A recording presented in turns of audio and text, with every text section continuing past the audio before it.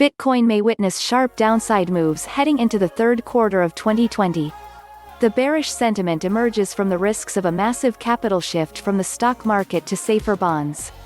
Analysts at J.P. Morgan said in a note published last week that they expect pension funds to dump about $175 billion worth of equities as a part of their quarterly portfolio rebalancing strategy.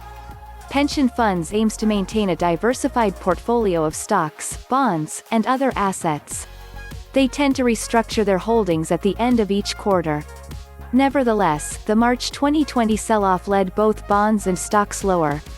The S&P 500, the Dow Jones, and the Nasdaq Composite indices logged an impressive recovery rally from their March 23 nadirs.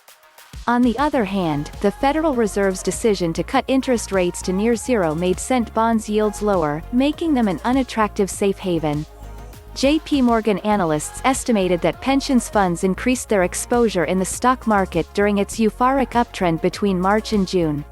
It is now possible for them to scale back their exposure as the second quarter ends. The question is whether or not a sell-off in the stock market would hurt Bitcoin. The latest data favors a bearish bias. Bitcoin since March has moved in tandem with the S&P 500. Moreover, its positive correlation with the U.S. benchmark has grown higher ahead of the second quarter's close. It indicates that the cryptocurrency would most likely tail the S&P 500, even towards its losses.